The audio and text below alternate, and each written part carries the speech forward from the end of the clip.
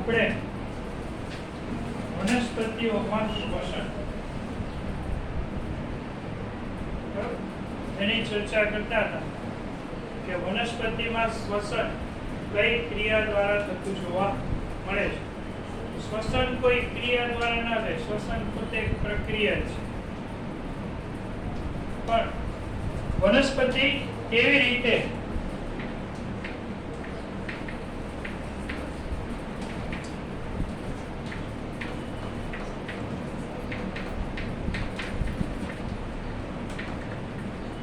શ્વાસોશ્વાસ કરે છે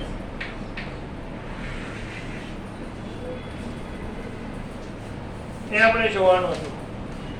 આગળના લેક્ચરમાં આપણે શ્વાસ્ય પદાર્થ શું છે બરાબર એની ચર્ચા કરી હતી કે શ્વાસ્ય પદાર્થ એટલે એવા અણુઓ કે જેના દહનથી આપણને કાર્ય કરવા માટેથી ઉર્જા પ્રાપ્ત થતી હોય આવા અણુઓને શ્વાસ્ય પદાર્થ અથવા તો શ્વાસ્ય દ્રવ્ય તરીકે ઓળખવામાં આવે છે કે જેના ઓક્સિડેશન દ્વારા આપણને ઉર્જા પ્રાપ્ત થતી હોય આવા અણુઓને શ્વાસ્ય પદાર્થ અથવા તો શ્વાસ્ય દ્રવ્ય તરીકે ઓળખાય છે. એમાં નોંધ લખ લેજો, સૌથી સરળ શ્વાસ્ય દ્રવ્ય ગ્લુકોઝ છે. સૌથી સરળ શ્વાસ્ય દ્રવ્ય ગ્લુકોઝ છે. સૌથી સરળ શ્વાસ્ય દ્રવ્ય ગ્લુકોઝ છે.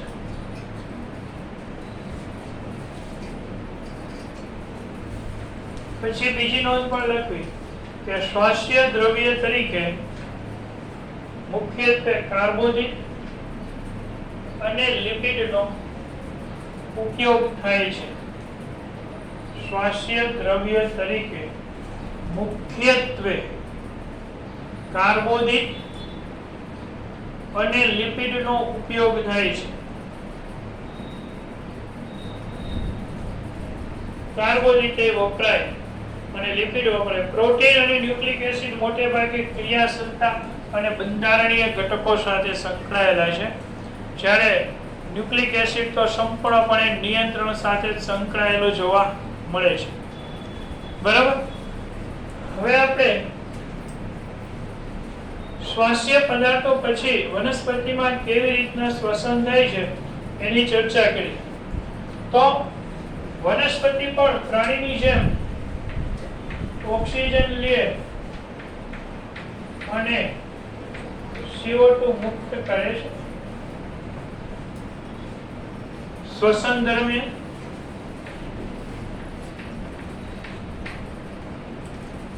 વનસ્પતિ આપણી જેમ શ્વાસોશ્વાસની ક્રિયા દર્શાવી શકતી નથી અથવા તો દર્શાવી શકે છે. એનો જવાબ આપવો અત્યંત મુશ્કેલ છે.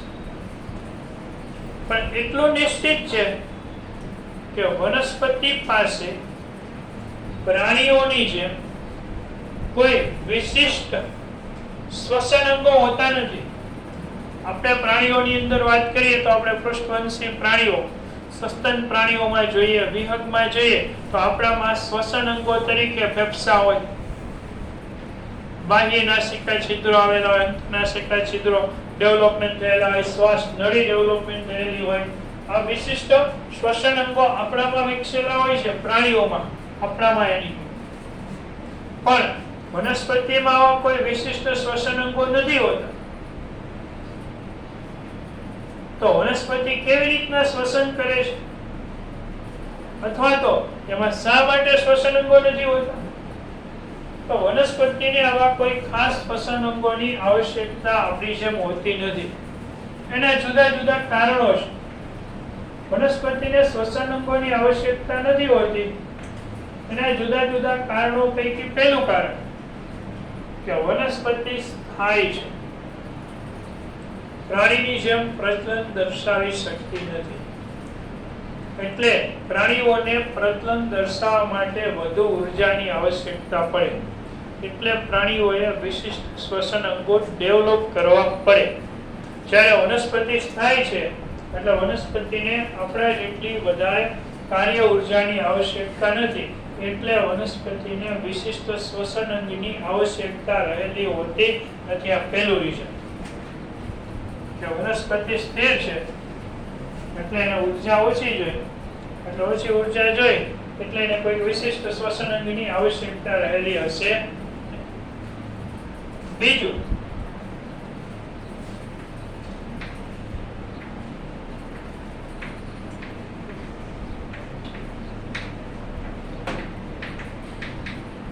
હમણાં આપણે આગળના ચેપ્ટરમાં જોયું કે વનસ્પતિ પ્રકાશ સંશ્લેષણ કરી શકે છે,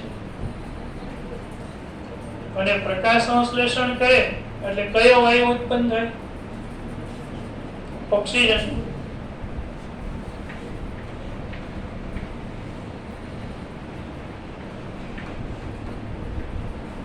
O2 ઉત્પન્ન, અને પોતાના જ O2 નો વનસ્પતિ પોતે શ્વસનમાં ઉપયોગ કરી શકે, એટલે પણ એને બહારથી ઓછો ઓક્સિજનની આવશ્યકતા પડે, એટલે એનામાં વિશિષ્ટ કોઈ શ્વસન અંગો ડેવલપ થયેલા છે. તો વનસ્પતિ શ્વસન કરે છે તો એનો વિશિષ્ટ શ્વસન અંગો કેમ નથી? એનું બીજું રીઝન આવું છે કે વનસ્પતિ પ્રકાશ સંશ્લેષણ કરે છે. પ્રકાશ સંશ્લેષણ કરે છે એટલે એ દરમિયાન ઓક્સિજન એના કોષમાં પેદા થાય, અને એના જ કોષમાં પેદા થયેલો ઓક્સિજન વનસ્પતિ પોતે જાતે લઈ શકે છે. એટલા માટે પણ વનસ્પતિને ખાસ બરાબર છે કોઈ શ્વસન અંગની આવશ્યકતા રહેતી નથી. આ બીજું રીઝન થયું. ત્રીજું રીઝન,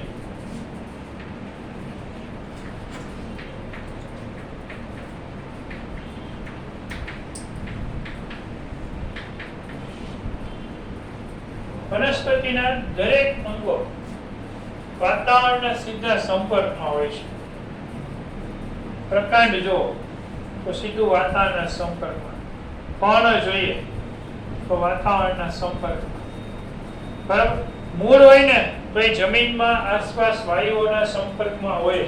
મૂળને ઓક્સિજન મળતો બંધ થઈ જાય તો મૂળ મૃત્યુ પામે, અજારક શ્વસન થાય, એટલે એ વાયુઓના સંપર્કમાં હોય.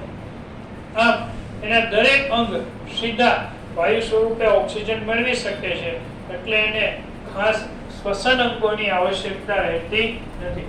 આ કારણોસર વનસ્પતિમાં કોઈ વિશિષ્ટ શ્વસન અંગો ડેવલપમેન્ટ થયેલા જોવા મળતા નથી. ખ્યાલ આવી ગયો?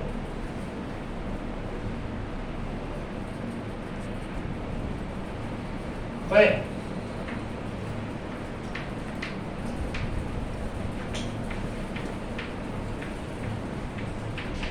શ્વસનનું સમીકરણ મુખ્યત્વે ગ્લુકોઝનું શ્વસન થાય C6H12O6. એના માટે 6 ઓક્સિજનની આવશ્યકતા છે, સામે 6 CO2 છૂટા પડે, 6 H2O બને, અને ઉર્જા છે એ મુક્ત થતી જોવા મળે છે. બરાબર. આ જારક શ્વસનની ક્રિયાનું સમીકરણ છે. હા, તો શું કોઈ એક જ તબક્કામાં ગ્લુકોઝના અણુનું સંપૂર્ણ દહન થઈ અને એમાંથી શક્તિ છૂટી પડી જાય છે, કે અલગ અલગ સ્વરૂપે? આ મુક્ત થતી ઉર્જાનું શું થાય? તો કે મુક્ત થતી ઉર્જા એટીપી સ્વરૂપે સંગ્રહ પામે છે, અને આ પ્રક્રિયા જુદા જુદા 3 તબક્કાની અંદર સંકળાયેલી છે. કોઈ એક સિંગલ સ્ટેપની પ્રક્રિયા નથી કે જેમાંથી સીધું ગ્લુકોઝમાંથી ઉર્જા મુક્ત થઈ જશે, CO2 દૂર થશે. એક્ચ્યુઅલી આ પ્રક્રિયા 3 તબક્કામાં વહેંચાયેલી છે.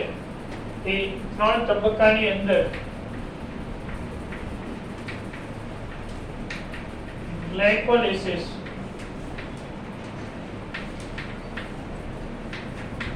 ક્રેબ્સ ચક્ર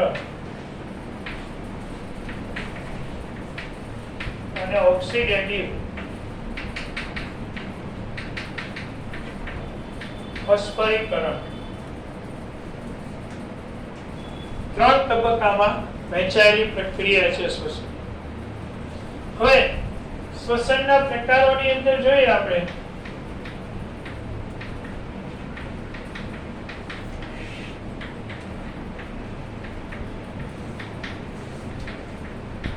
એક જારક શ્વસન,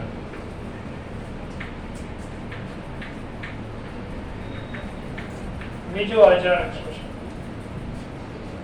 મુખ્ય બે પ્રકાર છે. જારક શ્વસન આપણે કોને કહીએ કે જે શ્વસન ઓક્સિજનની હાજરીમાં થાય, જેમાં ઓક્સિજન આવશ્યક હોય એને જારક શ્વસન કહેવાય. અને જે શ્વસનમાં ઓક્સિજનની આવશ્યકતા નથી, ઓક્સિજન હાજર હોય તો જારક, અને ઓક્સિજન ગેરહાજર તો અજારક. જારક શ્વસન દરમિયાન શ્વાસ્ય દ્રવ્યનું પૂર્ણ દહન થાય, અજારક દરમિયાન અપૂર્ણ દહન થાય. ઉર્જા વધુ મુક્ત થાય ત્યાં ઉર્જા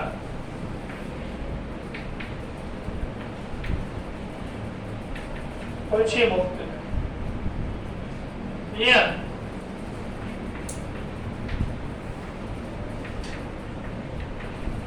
CO2 ને H2O બને.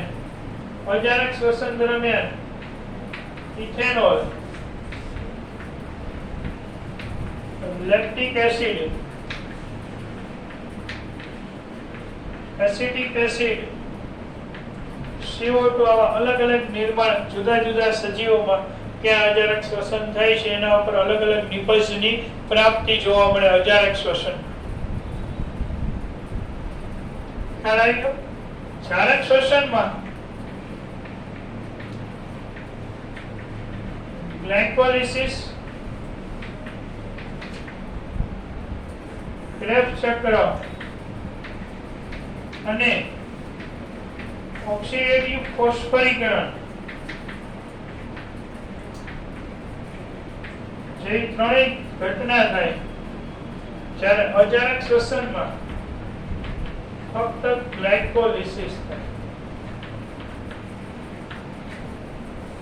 તો આ જારક અને અજારક શ્વસનની માહિતી કે જારક શ્વસનમાં અને અજારક શ્વસનમાં કઈ કઈ ઘટનાઓ થતી જોવા મળે છે, બરોબર છે, એની માહિતી છે.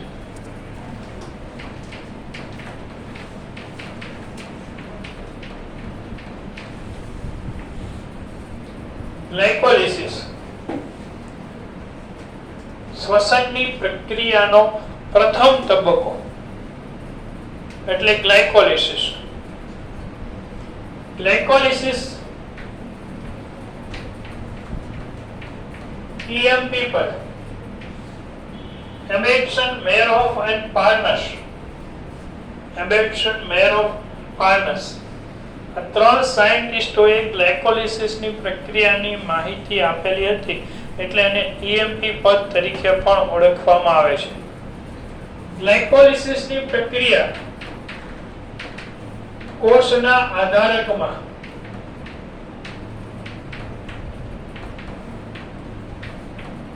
થાય છે, એટલે કે કોષ રસમાં ગ્લાયકોલિસિસની પ્રક્રિયા થાય છે. ગ્લાયકોલિસિસ માટેના બધા જ જરૂરી ઉત્સેચકો અને ઘટકો ક્યાં આવેલા હોય છે? કોષ રસમાં. પછી ગ્લાયકોલિસિસ શ્વસનનો પ્રથમ તબક્કો છે. બીજું, ગ્લાયકોલિસિસ જારક અને અજારક બંને શ્વસનમાં ગ્લાયકોલિસિસ તો થાય છે. જારક શ્વસનમાં ગ્લાયકોલિસિસની પ્રક્રિયા થાય, અજારક શ્વસનમાં ગ્લાયકોલિસિસની પ્રક્રિયા થાય. એટલે શ્વસનનો સામાન્ય તબક્કો પણ કહી શકાય. જારક અને અજારક બંનેમાં થાય, એટલે શ્વસનનો સામાન્ય કોમન ફેઝ તરીકે પણ ઓળખી શકાય, સામાન્ય તબક્કા તરીકે પણ ઓળખી શકાય ગ્લાયકોલિસિસને. ગ્લાયકોલિસિસ નું અર્થઘટન જોઈએ તો ગ્લાયકોસ એટલે શર્કરા અને લિસિસ એટલે છૂટું કરવું. અહીંયા શર્કરા મીન્સ કે ગ્લુકોઝ ના અણુને તોડવામાં આવે છે. આપણે હમણાં સમીકરણ જોયું હતું તો એમાં ગ્લુકોઝ થી શરૂઆત કરેલી હતી ને, તો ગ્લુકોઝ ના અણુને તોડી એમાંથી 3 કાર્બન યુક્ત 2 અણુ પાયરુવિક એસિડ બને છે. એટલા માટે એને ગ્લાયકોલિસિસ શર્કરાને છૂટું પાડવાની પ્રક્રિયા છે, એટલે આ ઘટનાને ગ્લાયકોલિસિસ તરીકે ઓળખવામાં આવે છે. સમજાણું? ગ્લાયકોલિસિસ શા માટે કહેવાય છે? કારણ કે એ શું કાર્ય કરે છે? શર્કરાને છૂટી પાડે છે, ગ્લુકોઝમાંથી પાયરુવિક એસિડ બનશે. હવે આપણે ગ્લાયકોલિસિસની પ્રક્રિયાને તબક્કાવાર રીતે જોતા જઈએ, શીખતા જઈએ કે ગ્લાયકોલિસિસની પ્રક્રિયાની શરૂઆત સામાન્ય રીતે ગ્લુકોઝથી થાય. સૌપ્રથમ આ 6 કાર્બન યુક્ત ગ્લુકોઝના અણુનું એટીપી ની મદદથી ફોસ્ફરીકરણ થાય. એટીપી એડીપી માં ફેરવાય, કારણ કે એટીપી માંથી ફોસ્ફેટ છૂટો પડી ગ્લુકોઝ સાથે જોડાય અને ગ્લુકોઝ 6 ફોસ્ફેટ નામની શર્કરા બને. અહીંયા હેક્સોકાઇનેઝ ઉત્સેચક ભાગ લેતો હોય છે. એ પ્રક્રિયામાં હેક્સોકાઇનેઝ ઉત્સેચક ભાગ લેતો હોય. હેક્સોકાઇનેઝ ઉત્સેચક એટીપી માંથી ફોસ્ફેટ લઈ લે અને ગ્લુકોઝના છઠ્ઠા સ્થાન સાથે ફોસ્ફેટ જોડી દે. આ હેક્સોકાઇનેઝ ઉત્સેચક ટ્રાન્સફરેઝિસ પ્રકારનો ઉત્સેચક થયો. આપણે ઉત્સેચકના પ્રકારો જોઈએ તો ઓક્સિડો રિડક્ટેઝિસ, ટ્રાન્સફરેઝિસ, હેક્સોકાઇનેઝ છે એ ટ્રાન્સફરેઝિસ પ્રકારનો ઉત્સેચક થશે. હવે આઇસોમરેઝિસ ઉત્સેચક આવે એ ગ્લુકોઝ 6 ફોસ્ફેટ નું રૂપાંતર ફ્રુક્ટોઝ 6 ફોસ્ફેટ માં કરે. આની પાસે 6 કાર્બન છે, આની પાસે 6 કાર્બન, આની પાસે 1 ફોસ્ફેટ, અહીંયા પણ 1 ફોસ્ફેટ, સમઘટક બન્યો ફ્રુક્ટો ફોસ્ફો આઇસોમરેઝ ઉત્સેચક ભાગ લેતો હોય.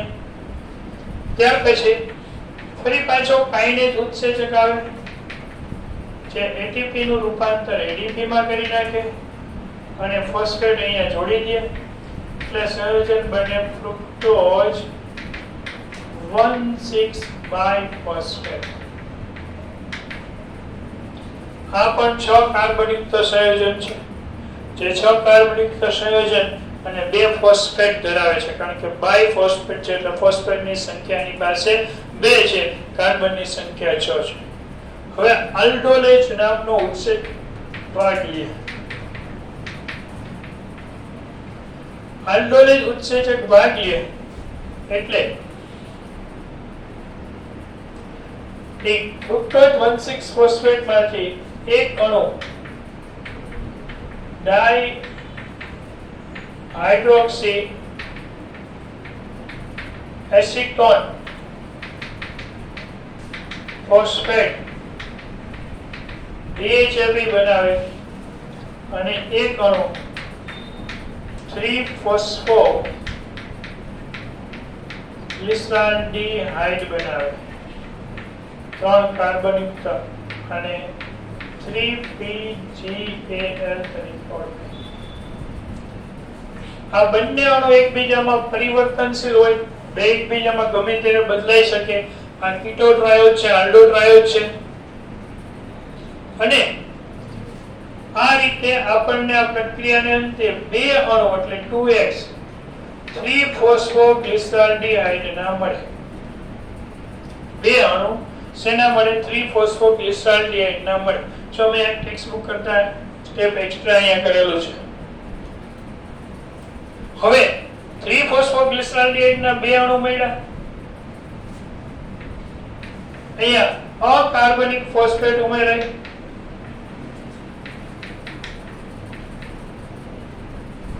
અકાર્બનિક ફોસ્ફેટ દાખલ થાય. સાથે સાથે બે અણુ NAD નું રૂપાંતર બે અણુ NADH માં થતું જોવા મળે છે. કારણ કે ઓક્સિડેશનની ઘટના થઈ 2n + 2 ઇલેક્ટ્રોન છૂટા પડતા હોય છે અને અહીંયા આપણે બે અણુ મળે 1,3 બાયફોસ્ફોગ્લિસરિક એસિડ PgAl બાયફોસ્ફોગ્લિસરિક એસિડ ના પ્રાપ્ત થાય 1,3 બાયફોસ્ફોગ્લિસરિક એસિડ. આટલી તમામ પ્રક્રિયા દરમિયાન ફોસ્ફેટ દાખલ થાય છે એટલે આને ફોસ્ફોરીકરણ તબક્કા તરીકે ઓળખાય. ફોસ્ફોરીકરણ તબક્કો છે કારણ કે આટલી પ્રક્રિયા દરમિયાન પ્રક્રિયામાં અંદર આપણે ફોસ્ફેટ દાખલ કર્યા જ રાખીએ છીએ. અહીંયા ફોસ્ફેટ એક દાખલ કર્યો, બીજો ફોસ્ફેટ અહીંયા દાખલ કર્યો, ત્રીજો ફોસ્ફેટ અહીંયા, બે ફોસ્ફેટ દાખલ કર્યા. આ રીતના દરેક તબક્કે આપણે જુદા જુદા તબક્કે ફોસ્ફેટ દાખલ કરીએ છીએ એટલે આ પ્રક્રિયાને કયા નામે ઓળખાય છે? ફોસ્ફોરીકરણ. હવેના દરેક તબક્કામાંથી ફોસ્ફેટ આપણે જુદા જુદા તબક્કે ફોસ્ફેટ બહાર કાઢશું. ફોસ્ફેટ બહાર કાઢશું એટલે અહીં આપણે લખીએ છીએ, હું ચાર્ટ અહીંયા લઈ જાઉં છું, 2x13 બાયફોસ્ફોગ્લિસરિક એસિડ બાય PgA. આ આખો તબક્કો છે એ વિફોસ્ફોરીકરણ તબક્કો છે.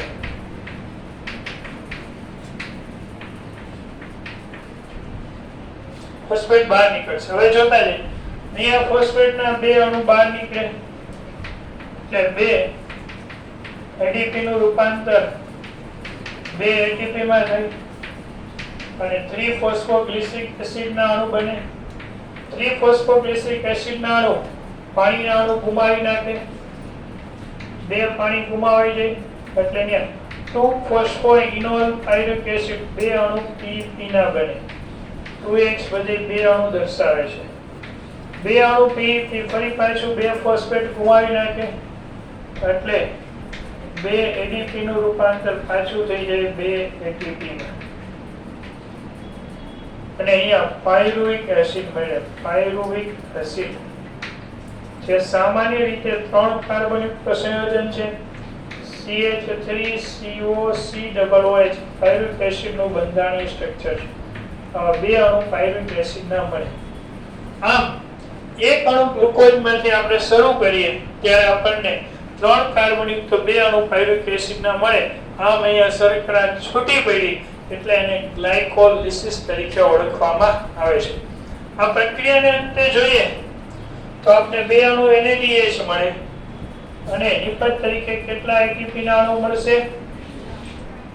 4 ATP ના અણુ મળશે અને ત્યાર પછી બીજું નિપજ તરીકે શું મળશે? બે અણુ પાયરુવિક એસિડ ના મળશે. હા, આખી પ્રક્રિયાની નિપજ તરીકે બે પાયરુવિક એસિડ, 4 ATP અને બે NADH2 મળે. પરંતુ અહીંયા બે અણુનો વપરાશ થઈ જાય છે એટલે ચોખ્ખા નફા તરીકે આપણને ખાલી કેટલા અણુ મળશે? 2. યાદ રાખજો, ગ્લાયકોલિસિસની પ્રક્રિયામાં બે અણુ આપણે વાપરી નાખીએ છીએ એટલે ચોખ્ખા નફા સ્વરૂપે મળતા ATP ની સંખ્યા કેટલી રહેશે? 2 જ ATP ચોખ્ખા નફા સ્વરૂપે આપણે પ્રાપ્ત થાય. એટલે આ વસ્તુ યાદ રાખવાની. ગ્લાયકોલિસિસની નિપજ તરીકે બે અણુ પાયરુવિક એસિડ, બે અણુ ગ્લાયકોલિસિસની નિપજ તરીકે ચોખ્ખા નફાના 2 ATP અને બે અણુ NADH2 ના પ્રાપ્ત થતા જોવા મળે છે. તો આ ગ્લાયકોલિસિસની આખી પ્રક્રિયા હતી. આ સમગ્ર પ્રક્રિયા કોષરસના આધારકમાં છે. હવે પાયરુવિક એસિડના બે અણુ પ્રાપ્ત થઈ જાય પછી આગળ ઉપર પ્રક્રિયા છે એ અજારક શ્વસન થશે કે જારક શ્વસન, એનો આધાર પાયરુવિક એસિડને ઓક્સિજનની પ્રાપ્તિ થાય છે કે નથી થતી એના ઉપર રહેલો છે. ખ્યાલ આવી ગયો?